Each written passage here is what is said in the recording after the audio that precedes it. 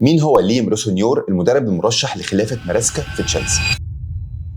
طب مبدئيا كده لازم تعرف ان هو المدرب الحالي لفريق ستراسبورغ في فرنسا، وده يبقى نادي بيمتلكه بلو كو اللي هي برضه بتمتلك تشيلسي، فهو المرشح الاكبر عشان زيتنا في دقيقنا، عارفينه كويس جدا، عارفين مميزاته وعيوبه من جوه المطبخ، وكمان ولا هندفع شرط جزائي ولا اي حاجه. لو جبت اي مدرب تاني من اي فريق تاني هتضطر تدفع شرط جزائي، لكن هنا لا. بس برضه مين ليام ده؟ وهل انا كمشجع تشيلساوي احب فعلا ان هو يكون المدرب القادم لتشيلسي ولا لا؟ طيب ليام كان لاعب انجليزي عادي جدا، عمره ما كان مميز، نهى مسيرته سنه 2018 وهو بيلعب في برايتون. رغبته انه يكون مدرب كانت واضحه من اول ما اعتزل. اول منصب اشتغل فيه كان مساعد مدرب لفريق برايتون تحت 23 سنه، وبعد كده من 2019 لغايه 2022 مسك ادوار مختلفه جوه ديربي كاونتي، ابرزها مساعد وين روني لما كان هو ساعتها المدرب. من نوفمبر 2022 بقى لغايه مايو 2024 مسك مدرب هال سيتي، ولكنه في السنه ونص دي او في السنتين دول فشل ان هو يتاهل للدرجه الاولى، فسابهم وراح بقى لفرنسا ومسك نادي ستراسبورغ من صيف 2024 لغايه النهارده. طيب ده معناه ان هو لعب معاهم الموسم اللي فات كله، والموسم ده هو نص موسم تقريبا. عمل ايه بقى؟ عمل كتير، وبدات تبان قد ايه هو مدرب فعلا واعد. السنه اللي فاتت مثلا في اول سنه ليه في فرنسا خلص مع ستراسبورغ في المركز السابع، وده خلاه ان هو يتاهل الموسم ده للكونفرنس ليج. طب والسنه دي بقى هو حتى الان في الدوري ما زال لسه في المركز السابع، ولكنه في الكونفرنس ليج بعد انتهاء اول مرحله خلص في المركز الاول. تمام، بدات العجله تدور، بدا يعمل شغل كويس. هل انا بقى مع ان هو يجي تشيلسي؟ بصراحه لا، او على الاقل مش دلوقتي. واضح جدا انه مدرب واعد وليه مستقبل، وكده كده هو جوه المنظومه بتاعتنا، فليه تجيبه دلوقتي وتحط عليه ضغط كبير جدا وممكن تحرقه كمدرب؟ بيفكرني شويه كده لما استعجلنا وجبنا فرانك لامبرد بعد ما كان عامل نتائج كويسه مع ديربي كاونتي، بس استعجلنا وجبناه بدري شويه قبل ما يكون خبرات اكبر. انا عندي اقتراح، سيبه يكمل الموسم ده مع ستراسبورغ، اهو بينافس في الكونفرنس ليج ممكن يكسبها اساسا، فالموسم اللي جاي يتاهل لليوروبا ليج فياخد خبرات اكبر في اوروبا، وكده كده برضه عمال يراكم خبرات في الدوري، ويبقى في بالك ان هو المدرب اللي انت هتحتاجه كمان سنتين ثلاثه، بس يكون ساعتها جاهز بشكل اكبر. وكده كده هو مش هيطير، هو معاك جوه المنظومه بتاعتك زي ما قلت. بس على العموم انا حابب اعرف منكم انتوا تحت في الكومنتات رايكم ايه. هل انتوا شايفين ان هو جاهز لخطوه تشيلسي دي؟ ولو مش موافقين زيي قولوا لي تحت في الكومنتات تحبوا تشوفوا مين يدرب تشيلسي الفتره اللي جايه.